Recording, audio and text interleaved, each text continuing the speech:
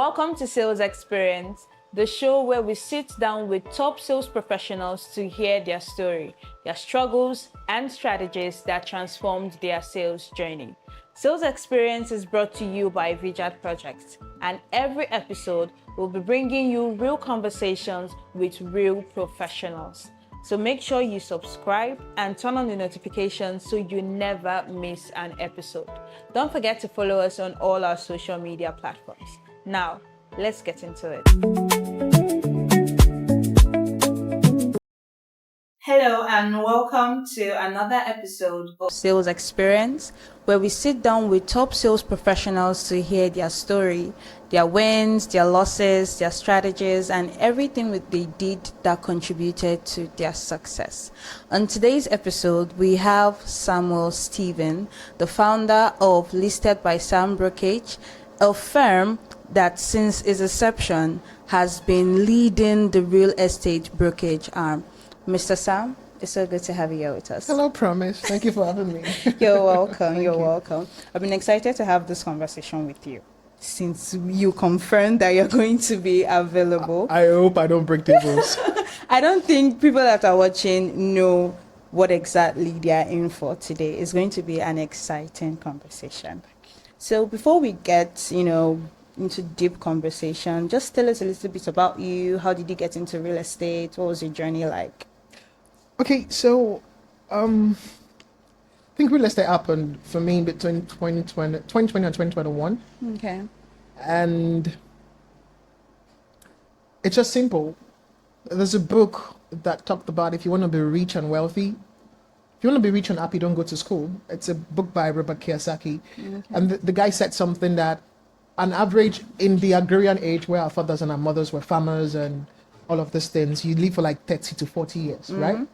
And when you live that long, when you live that short, an animal can eat you could die of a sickness and all of those things. Yeah. You can't live the best of your life. The book went on to say that an average career to rise to any career takes between 5 and 10 years, or maybe 7 to 10 years, True. If you're really very ruthless about it. True. He said, so if you die at say 80, it means that in the span of 4 decades, you could go through the height and the lows of every career, right? You could start a career for 10 years and you move to another one, you're tired. And I've had people around me who done that. They're in their third career right now. They're going to banking and they're like, well, I think I've hit a plateau. They're going into law and they're like, you know what? I think I've gotten the gist of it. So I think I got into that point at a particular part in my career, and I started to ask God. I'm a spiritual person. What's next? What's the next thing to do, right?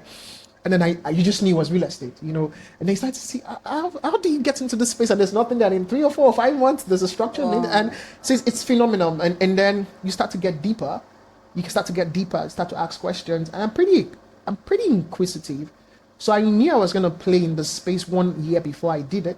And because I didn't like what I saw, I didn't like how agents were, how it used to look like. So for me, it was like, I didn't want to be like any of these things. So it was simple. How do I then get all of the experience that I have had and bring it into real estate and do what is special, right? So it was more, I'd say that I haven't hit a particular standard in my life. It was more about the divine direction. This is what you should be doing at this season in your life. And then you get into it. And then you can look back and say, yeah, you've not done poorly for yourself. So yeah, that's wow. So you've been in this business for like 4, 5 years. We'd say this is 2016, this is 2026. So we would say a little over half a decade. So we're talking about the 6th year. 2020 up till now is like 6 years. So you look at it, just about around that time. Yeah. So how were you able to handle the initial stages?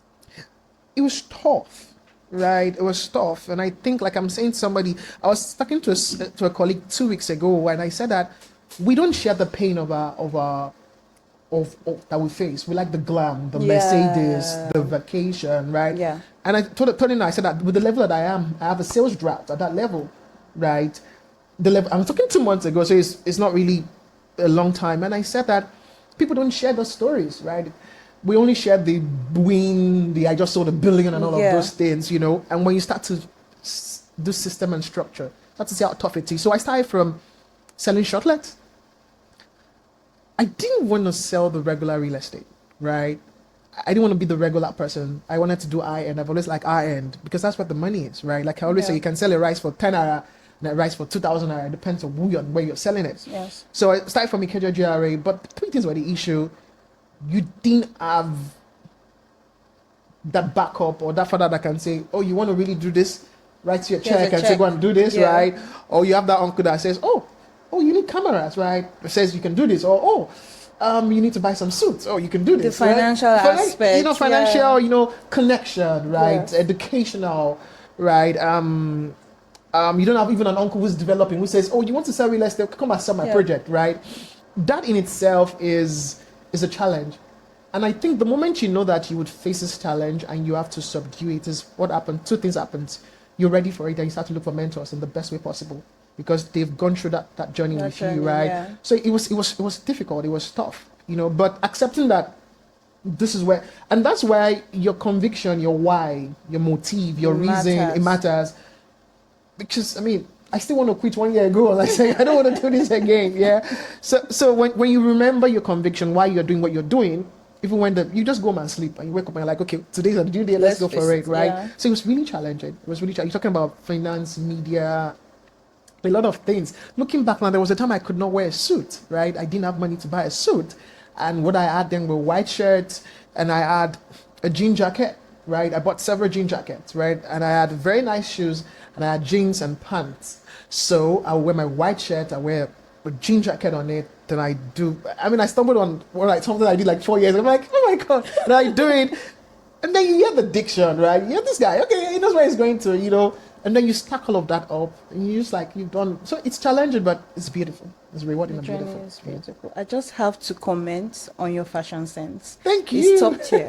Thank you. Over the top. I'm clocking it. So, you said something and people have a perception of realtors. I don't think people see realtors as a worthy profession or a good profession. Realtors have a bad name to many people. So how have you been able to handle that? Have you had any bad experiences relating to that?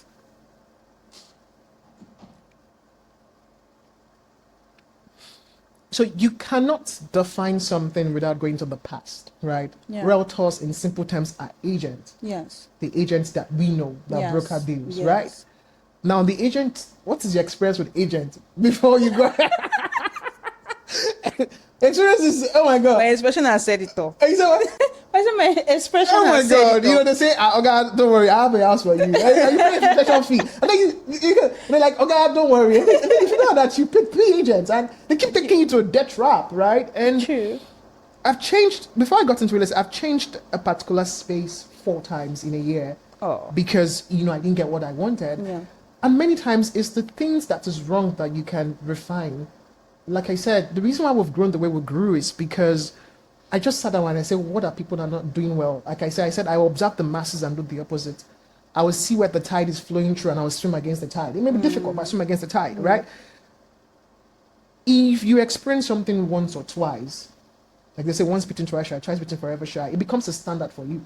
So if an agent has scammed you, just taking you for granted, if he's asked you for more than 10% commission, if he's inflated the price of a house, if he's advised landlord to say, this house is worth this particular price right now, if he's increased your house after 2 years because he wants to collect another agency fee, that's like 6 examples off the top of my head that tells you that agents are bad people, right? And when you look at it, when you say you're a broker in the UK or in the US or even in Dubai, you're like, oh, real? Because you drive the Mercedes, you drive the Lexus, you live in the 10th floor, your client trusts you, wear the best of suit, best of dress, you go for skincare, you go for best of shows. You live the lifestyle that people don't live, right? True. But in this part of the world, because it's a poverty-stricken, and I'm not saying this to degrade Nigeria, it's a place where people have to think about survival first. Yes. Some people don't have food to eat, they have to go out and figure out something to eat. Right? And when you have population of Nigeria's ranking, we don't, about 220 right now. And then Lagos, you have 28 million housing deficit, which they're trying to still figure out if it's up to 28. As at 2 weeks ago, they said they are pegging it at 15. Let's leave it at that. Lagos is 3.7 million housing deficit, right? Between 3.4 and 3.7, just around that. Yes. It simply means that there's insane market for, in quote, charlatans, in quote, quack people, right? And like I said, if you've experienced a bad guy, if you're dating, you mention 2 or 3 of them, you just say everybody's bad if you're not looking at it the way it is. So I think that when I got into the space, it was simple. I had to write the right narrative for myself that it's an honorable job. It's something, I was coming from an industry before I got into real estate, and I did that to the height of the level I should do it. And if I do this well, if I do it well, and you're about to say, oh, Roko, like you went to the bush to go clear the bush for other people, people will see it as a professional job. Yeah. So everything I did in between that, right? Everything I did, the branding, the communication, address sense, the way we did what we did, the way we did our discovery process was charted at if you've met agents and you've met people and you meet us or you meet me, the experience will be different. Right? And you see people like you see Vijay, you see a lot of my friends, you're trying to rewrite the narrative. It may take 3, 4, 5, 6, 10, 20 years to rewrite that, but it's cleaning up little by little by little, and you can't fight it. But if an industry has made you who you are and you made the difference doing it, then it's really a good industry, regardless of the name and the branding that comes with it. That's it for me. That's amazing. That's an amazing take. So you really, that means from what I've picked now, you're someone that strives for uniqueness. Absolutely. You see every other thing that people are doing, like, now I'm going to be unique. Absolutely. That's good. So how do you, I'm going to talk about social media now, because that is one of the tools by which people's perception are shaped. How have you been able to leverage social media to your advantage, regardless of whatever is going out there? So when I got into the real estate space, there were words that were my disheartening. This property is 5 minutes away from, as you can see. Oh my God, you are shooting me. You know, and I'm like, if you buy this land now, in the next 2 months, it will be worth, if you buy this land for 500,000, next month it will be worth 1.5 million naira. But if I choose to sell to you back in the next 2 months, you will not buy from me, right? So what I did, like I said, was you just observe the masses and you do the opposite. So what I did was that there were some trigger words I wasn't going to use. Can you remind me of your question again so I can? So how have you leveraged on social media? Yeah, okay. And because you need to also get this report from what people do. You get it from social media. And you're like, okay, what was the international standard of brokerage? How was it being done? Right? So you go there, you pull up from it, you suck a lot, and you're like, this is how it should be done. And then you come, and then you're like, okay, if I don't want to do like other people, what will I do differently? This takes me to media, right? When we started, it was real estate and media for me. God gave me the gift of the gap, right? So I knew that why somebody else could be planning to string words, I had the gift of the gap. I could think fast and I can communicate fast. Right, you could be able to think clearly, and you may not be able to communicate in detail. Yeah. But I could do both, and I was bold with it. And I'm like, I couldn't shoot the regular video people shot because people will feel like this guy sound like this. They're all sounding the same. You know, so I looked at the industry and I saw that there was one person that was shooting the kind of video I wanted to shoot. Right, only one person, nobody else.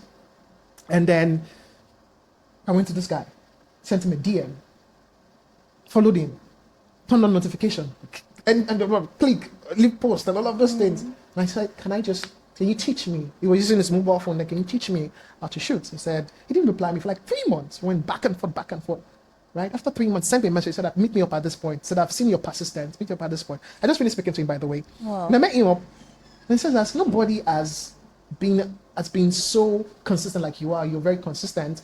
And that's the entirety of my story. I always consistent whatever I do. And he said, you can start joining me. So I joined him. Right, join him. It was gruesome. I joined him. Teaches me how to take shot. Teaches me how to get to gimbal. I knew that if I added media, good crisp shots to what I was doing, it took me about 6 months to learn it. Right, I had to subject myself to that kind of thing. Yeah. I would do something better. Right, I would be different. I would be unique. I'll be in a class in quote all by myself, and that's how I started. So when I started, and then I said, okay, where do people use more? People buy it strictly on Instagram, right? That's the first major place. Then you can now think about every other platform, that's Google and what have you. And I'm like, okay, so if we churn out great videos, that means we get better results. Yes. And if we run ads, we get better results. And if we don't say what other people say, and we accentuate other things about this property, about this location, we get better results. And then bang, that was it for us, right? And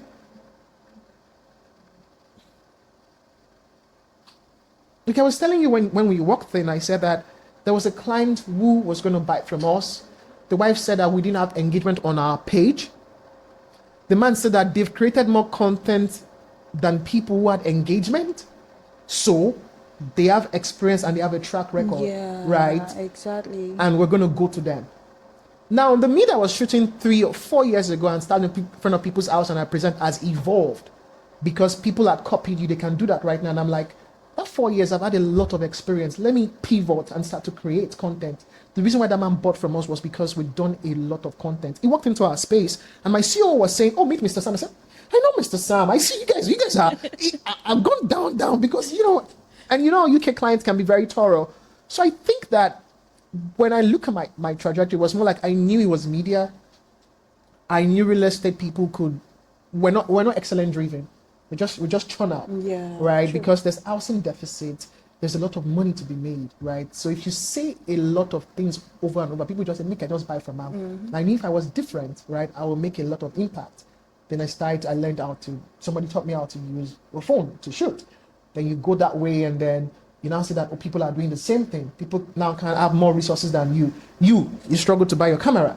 Somebody has an uncle or an auntie that was sent from the UK or China, exactly. Right? And then you move into that and then you then say, okay, let's move into content creation and let's stand for something. Let's talk about what people are not talking about. All through social media, strictly social media. So you just find out that point and then you strike on it, you keep on eating it until when you get the result, And I think that's how social media had been able to help us as a person and as an individual and as a brand as well. Yeah. That's really inspiring because if you look at it, social media is one of the ways people build their credibility these days. If you want to do business with somebody, you just quickly go and search them on Instagram. Absolutely. If you want to employ somebody, you search them on Instagram. Absolutely. So you have to build an online presence. So that you can have a backing, you can have credibility. So I think that has worked for you so well. I mean, your Instagram, I go over it over and over. Quality videos. Those are some of the things I've picked. Quality videos, mm-hmm. They are different. Mm-hmm. You do things differently. Mm-hmm. And I think I've said this before, that you're somebody that leverages on uniqueness. Absolutely. So you have to find out what is unique to you. How can I do this better? Because you have to stand out. Mm-hmm. It's a saturated market. Absolutely. You have to stand out. Absolutely. So in all of this, what are some of the challenges and setbacks that you faced on your journey? And how did you handle them? So there's a setback that comes from you yourself, identity and improving yourself. There's a setback that comes from customers who are either trying to outsmart you by not paying whatever they're supposed to pay, or we're going to go there. And there's a setback that comes from the industry, which is that the industry is overtaxed, right? The government, just keeps slamming, so there's that comes from developers who don't keep to their words or who find it hard to meet up a particular standard, right? And there is then one more thing, the regulation you don't have, that people can almost get away with anything, right? So when you're living in that ecosystem, and then you also have routers who are not qualified, who are not trained, who are not improving on who they are, right? When you have that level of problems, you oftentimes know that you are the only one that has some level of control on how you. Yes. I mean, today now a problem just came up that we wouldn't have imagined and we have to fix, right? And it's from a developer who our client bought 2 units of a terrace from. It's supposed to be on 2 floors. And then the guy says, oh no, I'm not doing, after the document has been signed, I'm not doing 2 floors again. I'm doing 1 floor and I'm putting a mason unit at the top. And we're like, no, that's not what we agreed on. Go look at the contract, right? You can never see that happening. Do you get my point? The highlight of what I'm saying is that when you come into this space, you have to be a lot of things. And that a lot of things is you have to anticipate problems. You're almost solving problems at all time. So depending on the problems for his self-identity, am I good enough to be able to believe in myself and sell a product or sell a service, or help client or investors see the reason why they need to pick me over every other person, right? Can I also be so discerning to pick the kind of people I want to work with in terms of, because you can also choose your customers, right? You can also choose your customer. Can I also be discerning to pick the kind of people I want to work with as developers, right? What it means is that if there are 10 developers and 8 don't keep to their words, you only have 2, in the market. You know what that means to you as a business person? Your bottom line is affected, right? As a brokerage firm or as a broker, right? And then you would then say government agencies, right? How easy is it for your clients to have his project delivered and government agencies don't come and seal your site after you know? There are lots of there's a lot of things. And how do you also attract the kind of customers who would not think they're smarter than you and they mess things up, or they go behind your back to want to go and do something and it backfires and they come back to you and they say, I made a mistake, right? And when you're good, you experience people like that, and how do you also deal with your fellow realtor who sees you as a competitor, or who then doesn't understand that the sky is big enough for birds to fly, and then it's a oh my god, yeah. so when you're able to label all of this and compartmentalize all of those problems, you then are able to solve it, right? And if we go into each of these things, it's like a podcast on its own. It's a big topic on its own. So that's how we've been able to compartmentalize it. And we're like, okay, this is this problem right now. This customer has the proclivity to be this or to not be this. Let's handle it. This developer has the proclivity to be this. Put it in the contract. If they don't sign this contract, nothing is proceeding. Be this detail, right? This, and people track record don't lie. Who people were is who they are, right? Yeah. Put them in a bit of pressure. Would they are just come up, right? Yes. And people have track record. Before you go back and you see what they've done and all of those things. And I think that's critical. That's critical. So when you compartmentalize them, you're able to achieve them. But these are the problems that you literally face, and you can't run away from it, because where there's problem is where the money is, right? Real estate right now, I think it's number one. When you add construction and real estate together. It's 7 billion, if I'm not mistaken, industry right now. I'm going to confirm that in this podcast before you roll it out, right? so that's a big industry, right? And the news I was reading recently was saying that telecommunication was structured. Banking was structured when you didn't have, and they talked about oil and gas was structured. They said real estate is one big industry that's not been structured, and they are trying to bring the structure into it right now. It's big. So when you're playing at that level, you're just real to yourself and you see how big the problem is. And the moment you're able to solve the problem, the better you can make more money, and the better you can make people trust in you, and the better the industry gets. One person, one client, one developer at a time. So I want to pick on one problem that I think many big real estate brands would have faced at one point of their career. And I think you have faced that as well. So I'm asking this particular question for those that are just coming in or are thinking of coming in. How do you handle problems that arise from an inflow of customers, maybe at once? I'm talking about the organizational structure now. How were you able to handle it? Because I'm sure that you've experienced something like that. So many things we have in Lagos, Nigeria. We have agents that are big, not realtors, that have been able to build a sustainable brand of business, right? And that is all embedded in system and structure. The fact that, and it's simple, it's not mathematics. All of my friends that I met, that taught me, that I gleaned from, they are still the face of their brand. They still undo calls. They go on inspections. These guys are big. They do millions in commission. They're still the face of their brand. They handle all of these things. Yeah, there's the trust issue in Nigeria where you point to people and they want to go and start their business, or they become your competitors, or they walk away, right? Or they partner, or they betray you. But there is the fact that how far can you go if you do not have a system and structure? And it's simple. System and structure is simple. Okay, I do XYZ every day. I write it down. I employ people to say, can you do XYZ? They do it, right? They make a mistake. You tell them go and do it again. They do it. They make a mistake. The moment they can do it, you employ another person that can do it. So example, what did I do? When I started to get some level of traction, right? One thing I did was that I got a personal assistant. And do a bit of things, right? And I knew that, okay, we're growing big. I needed a salesperson, right? I got a customer experience person, not customer service, customer experience, because people buy out of emotions. They don't buy out of logic oftentimes. That's why a client has 150 million naira budget for a house and they buy something for 450 million or half a billion, right? It's emotion. Logic is after, right? So and then you say customer experience. Anything that bleeds out that is a problem, you get to solve it. Then I moved into a salesperson. Now, the first thing we did when we got the salesperson was that we got somebody that didn't have training but was enthusiastic. And then we trained the person. The person got better and better and better, right? And after we grew to that point where we knew we don't have time again, I don't have time again, and I got a salesperson that is doing sales. You get KPI, and then you get an HR, and then you get a customer experience, you get an operations manager, and then you get all of those things, right? It's the same thing you're doing, but you now break it down. Usual you, I'll shoot videos, I'll take inspections, I'll drive. Before I had a driver, I replied DM, I set up my ads account. How do you do all of these things, you know? And why was I able to pivot is I attended Daystar for like 7 years. And Daystar was a church that was big on leadership and management. So they understood system and structure. Pastor Sam was the only pastor that I know that left his church for 5 years, and the church was still like, because the system, everything you would do, if you're fired today, if you're fired today, somebody else will take your post and they will read what you are doing. Number one, do this. Number two, replicate it. Exactly, replicability. So it's not on you, the alpha and the omega. I've not been to the office this week. I was only in the office today. Today's Friday for like 5 minutes, and I was out of the office. But things are going on, right? Yeah, it was stretchy financially, because you now start to pay for spaces, pay for salaries, pay for this.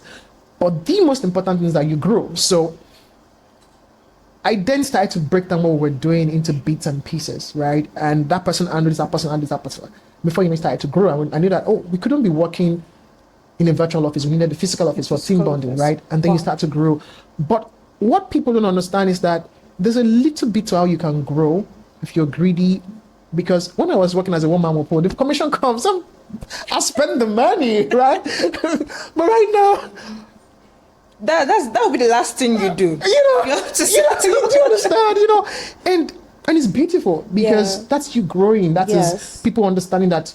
I was telling somebody that our rent, the rent that I pay where I live, where the office is, 3 months or 3 months rent is what I pay where I live in. You don't understand the 3 months rent, but it's good, right? So I think that people don't understand the importance. People say, we train our staff every month. A lot of money, right? And I think that, and this is what I tell people, how far you want to go will determine on the system and the structure you build, right? That's true. If you don't want to go far, you can run a mom and pop business. They see you alone, you take but if you really, really, really want to be big, right? You have to be secure, you have to get people to get the job done, you have to grow, you have to just get out of the way and people walk. But the most important thing is that your vision, your mission, and your core values has to be the basic at which you employ people to get into your system. So I think that when I pivoted and people could see faces that were not my faces and they could still trust them, and they could still do business with them, I knew that I'd broken through a ceiling that many, many, many industry leaders in that space had never broken through, right? Where people can be like you and sound like you and go through your personal, like, I still trust you guys, right? It was big for me, right? It was tough because I could come into a place, I come to this place and I see this house that I can present. In 20 minutes, I'm done. I'm moving to the next. I could shoot 7 videos in a day, do everything, present. But they're not getting employees that they have to write the script. They say, I'm like, but I knew I couldn't do it alone and I had limited time, right? And the more you grow, the more the opportunity in real estate is insane. So if the earlier you pivot, the earlier you set up system and structure, the better you get. The earlier you become secure also as a leader. Know that people will come, they will go, people will take you for granted, they'll betray you. The better you become, and I'm just so happy. I'm happy. I mean, I was telling you about somebody who was going to take a podcast here. Yeah. She was a prodigy that grew to becoming a partner, right? And I'm so happy. If I was insecure and I feel like, don't, do you get it? Exactly. You have to. You have to be so. I can tell people. I said that I'm a leader who I can see what you can become. I can help you achieve that thing, and I can still be secure in that. Yeah. Some people can see what you can become, and they want to box you and say, they know that, and that perspective, and I can be secure, and I'm like, that's my product. That in itself is not something that you can run away from. And so I won't be able to do that training. So the church I went to, the leaders I had, the mentors I had, you have to pivot. You have to grow out of you being yourself, being the one man, be the showman, being the ringleader, being the CEO and the founder of Oh, so yeah, that's You've it. given us a whole masterclass on building a brand sustainability. Because if you want to remain one person, you play it little. But if you want to grow, you have to put these things in place. Absolutely. If not, your business in 1 year, 2 years, Absolutely. will fade out. Absolutely. But this is how you build sustainability. Absolutely. So just tell us a little bit of, and I'm using this word in particular for a reason. Tell us some unconventional ways you've been able to build trust with clients. You need to build your credibility and build trust with clients. So in real estate, what you're selling is this. Yeah. Selling as a real estate agent, right? Yeah. This is what you're selling is this, right? When you tie up this to your uniqueness, you're different. So one of the things that I had to ask myself is that what's different about me that nobody else has? My tone, my voice. People think that I am more feminine than masculine. Some people had to call me a GAY, right? And I'm like, call me anything. There was a time I was really very, very aggressive. And I'm like, it makes me unique, right? And there were things that also grew up from how I grew up. My father were born and bred in deeper life, right? Which means truth, integrity, hard work was a big thing, right? I brought that into real estate. And I said I wasn't going to lie, right? I said I was going to tell the truth. I said I was going to stand for the truth. I knew I was bold, right? I said I was going to say things boldly. And I think that's uniqueness. I knew I was going to dress well. I was telling you about when I would wear a jean jacket, Yes. right? I was going to dress well, right? I knew when I started to have money, I was going to start to buy suit. I wasn't going to buy suit. I was going to make bespoke suit. I was looking at the receipt I used to pay for my first 3 suits, and I'm like, I've grown, right? The cost of my first 3 suits is the cost of one of my suits, I was going to look at the industries that were doing well, banking, finance, oil and gas, and I was going to look at what details, what do they look like, right? So one of the ways that I think I built trust first was telling stories, media, looking good, trying to be different as much as possible, right? Paying attention to detail and excellence. Excellence. Oh, for example, I knew the people that you trusted were people that wore suit and wore white shirt. So for the first 2 years, it was only suit and white shirt. It was white shirt. Then I graduated to being able to wear suits, right? And then for like 3 years, I was wearing only suits. I never wore native. I never wore 2-piece. When I knew I had grown up to a point where the trust was built, I decided to wear 2-piece. Then I evolved into wearing native, right? Yeah. On a regular day, I wouldn't show up like this. But I'm like, okay, what perception am I trying? Because what perception am I trying to build in people's head? If I wear suit, I want to come and impress you. Suit is for you to impress somebody, right? And I then started to grow into that point. The second thing that I think I did was that when I meet you, I worked in an hospital where I sat down and I'm like, why do you pay doctors more money? Why do you pay lawyers more money? Why do you pay engineers more money? Because they wear uniforms and they consult. They call you, what's your problem? So you have headache, right? You have headache. They call you, what's your problem? Oh, you have headache. Which part of your head is paining you back? Okay, they say, okay, you didn't sleep well. All right, how long has it been? Is your mother sick? By the time they are done with that, they know the scan you can take. Yeah. They know the test you can take. They know the drugs they can prescribe to you. They know when you're coming in for follow-up. Yeah. They know who they can recommend you to if it's a terrible case. Now, when you play at that level, I said, okay, that means that if I come into this space and I'm a consultant in this space, consultant are people that just ask you questions and solve your problems. Yes. It means that I'll make more money. I'll be different from maybe that person says, and if I don't fully detach, I'm like, I send you 15. I'm like, oh, God, you will not choose your own. No. I went to the Bible, and when God created Adam, he did one thing. He didn't find 7 or 8 versions of Eve. He took Adam. He understood that Adam, no animal could match the vacuum Adam and his heart. And then he put Adam to sleep, remove one bone, gave it. And Adam saw even like, bro, this is, Yeah. If there were 3 versions of Eve, it would have been confused. So Yes. I'm like, so God even consulted, saw Adam and says, okay, this guy is this guy is that, this guy is that. Okay, we can use this to create this. So one of the things I did was that, and that's why I was saying that I wrote to the level, I was like, I was going to consult for every client. So when you come, I need 3-bedroom fully detached. Okay, we coined out the discovery process in real estate. I just fine-tuned it, right? It's simple. If you're a journalist, 5 W's, 1 H. I think I moved it like, that's 5, that's 6. I moved it like 8, right? Was, why are you buying? You buying for your mom, for your aunties, your first home. Where are you buying? Who are you buying from, right? When do you want to pay?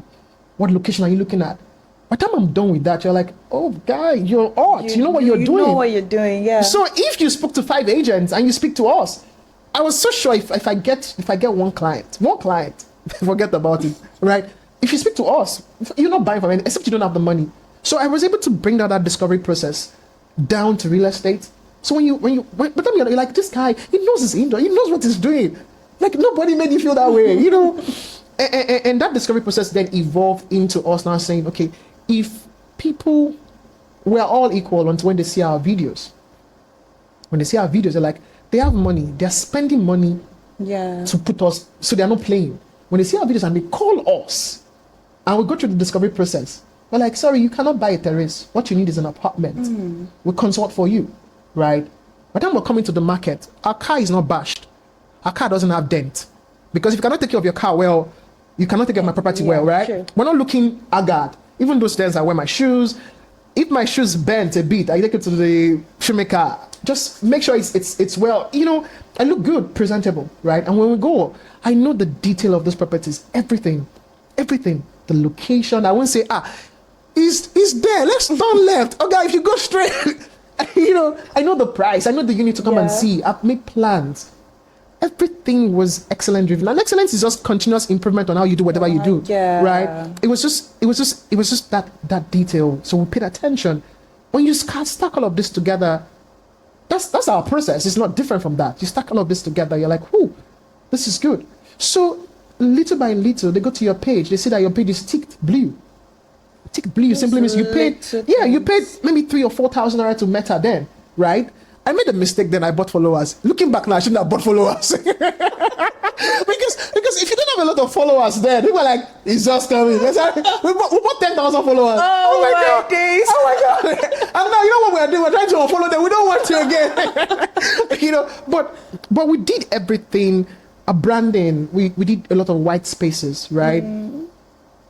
We did everything. We took straight pictures that made people say if they're in contact with us, the first thing they will say, we need to stay. I wouldn't have, you didn't like my videos or our videos, right?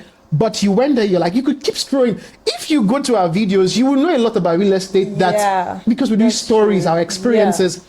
So everything that we did was intentional because we're in a trust building industry. People are liquidating their life savings to come and buy real estate. That industry has one of the biggest scams too. True. You know, so if you think like a customer, I'm 35. I can't pack. Do you know what it means for me to raise my money for rent and go and pay for rent? And somebody raised 3, 4, 5, 6, 10 times of that. There's fear. If you put people in your shoes, nobody would teach about work ethic. True. You would say, they could be me. And when you adapt everything you do, people are like, you're different. You're different. You're different. Because you know it's trust. Everything in real estate is based on one thing, that trust. Yes. And once you get it, we have customers who are giving us 2-3 billion portfolio of other customers. They'll say, I know this guy, send his number, I've spoken to him, and they're like, somebody recommended you. Why? Because they trust us. They're putting their credibility on the line. So everything we do intentionally. If I ask Carl who's on this, we had last month our theme was what was our team last month? It was trust. Our team for this month was confidence. Our team for next month was, I think, result. So everything we do last month was tailored around trust, the story we tell. The confidence, you need to believe in us and in the market is tailored. Right? Yeah. The one we're doing next month, it is confidence. So confidence in the industry, in us as a brokerage firm, right? When you work in that level and in that capacity, what then starts to happen is every touch point that you have from Instagram to comment to IG to website, it is just ingrained in that. You know, you lose it, you lose everything. Right? So it's the intentionality to say that, what will I do today that would further imbue the trust of client and every stakeholder in me? If my employees don't trust me, they won't work for me, they won't give me their best. If partners don't trust me, everything. So everything you do, it has to be intentional because it's a long-term thing. The market is insanely big and huge, and you can't afford to miss it. You can't afford to play with it and to just feel we are trading. Let me just make some money and move on. It's not a trading, it's a long-term thing. So this is, I don't know, you've given us gold here. For real. You are so intentional about the way you've built this brand. Absolutely. And I must commend that, honestly. Thank you. Really. So I'm going to ask you a question, because the real estate market, like you said, is large, is big, and is constantly evolving. Absolutely. Even if not just real estate, the world itself is constantly evolving. So what are some of the things that you do personally as a founder, as a leader, to stay ahead of this industry? So first and foremost, I don't want to sound spiritual or religious, but I'll do that. So one of the things I do is that, like I said, people pay professionals. So one thing I did is, when I knew that we're tending towards, our industry is not an intelligent industry.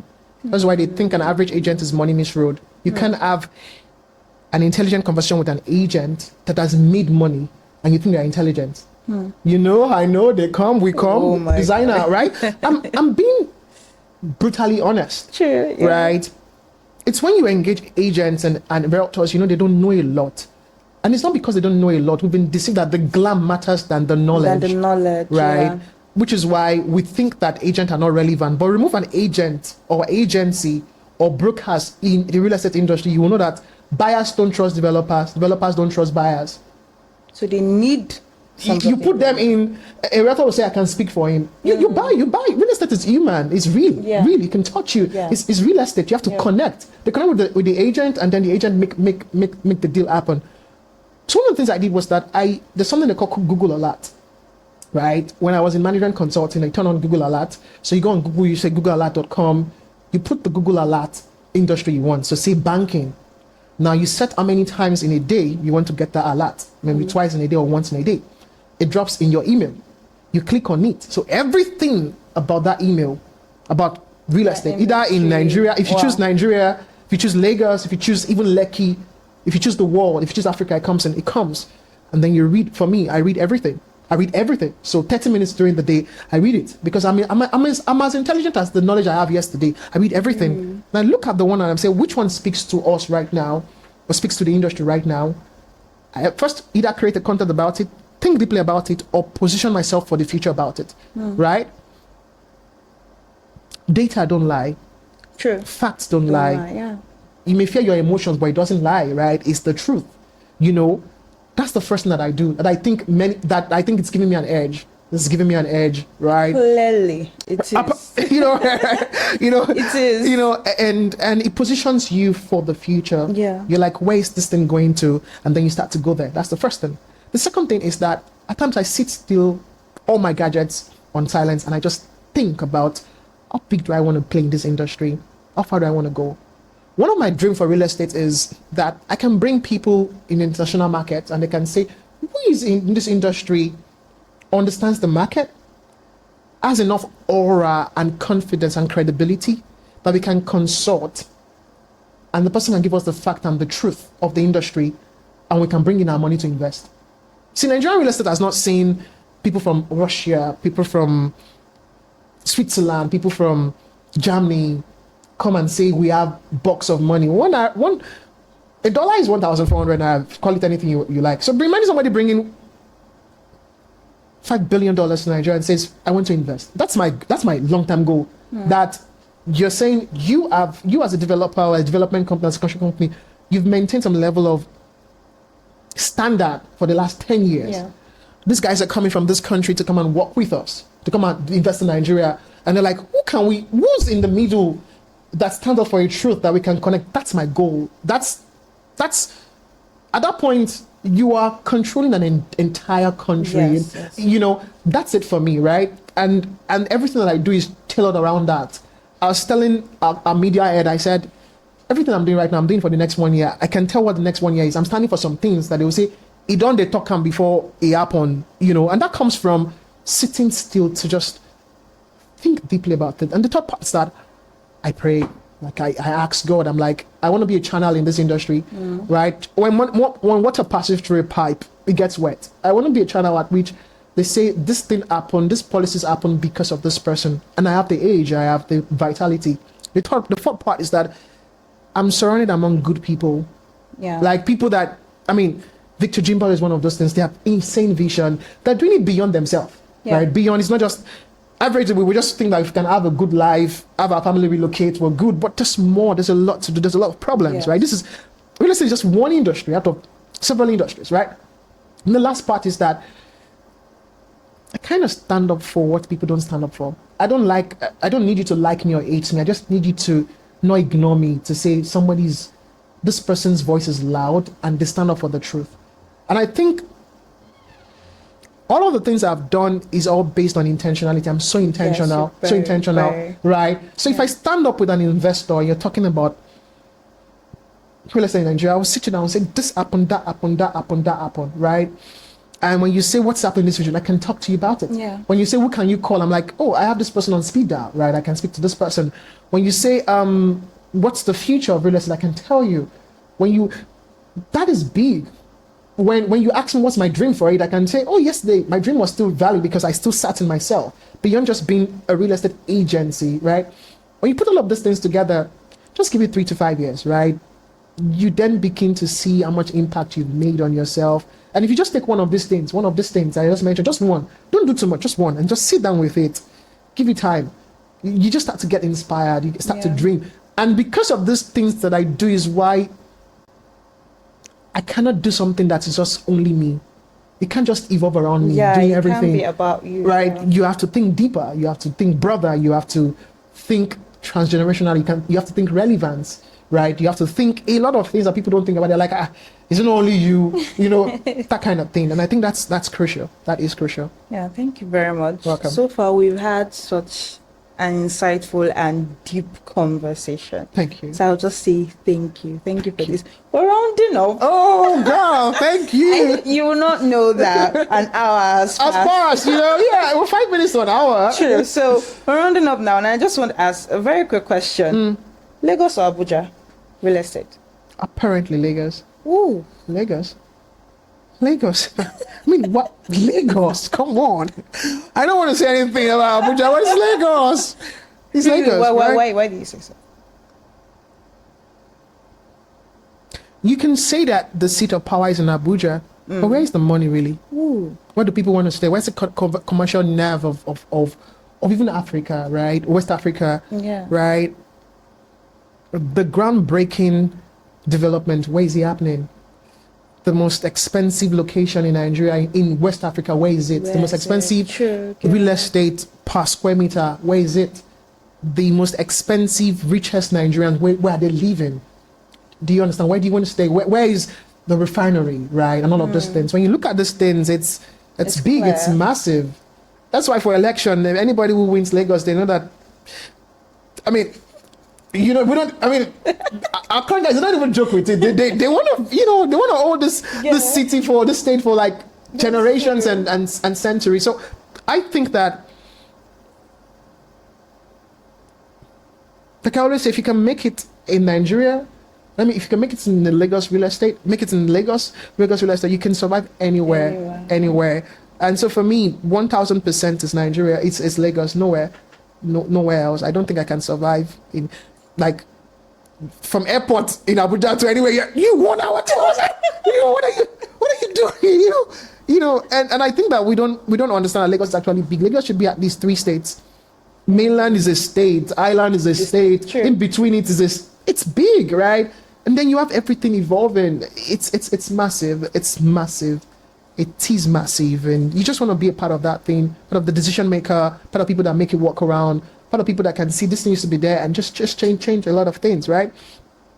So Lagos anytime. Anytime. Anywhere, anytime. Anytime, Lagos. We can go out and do the omble in any other states, but it's Lagos. right, so this has been an interesting conversation, and I have to tell you in advance, we are not done. We're not done. We are going to have you again. We are not done Thank you so having a much. conversation because there were particular things I wanted us to dive deep into. But we'll have you again with Thank us. you. So I just want to say thank you. Thank you for opening up. Thank you for giving us deep insight. This was a master class that we'll have to go over again and again. So thank you so much. And to everyone that joined, thank you so much. This was another sales experience. That's been an exciting session, and we'll see you on the next episode. Thank you. Peace out. And that's a wrap on today's episode of Sales Experience. We hope you enjoyed the conversation as much as we did. If you did, don't forget to like, comment, and share. Also, don't forget to subscribe and turn on your notifications so you never miss an episode. Sales Experience is brought to you by Vijat Project. Ensure you follow us on all our social media platforms to stay connected. We'll see you on the next episode.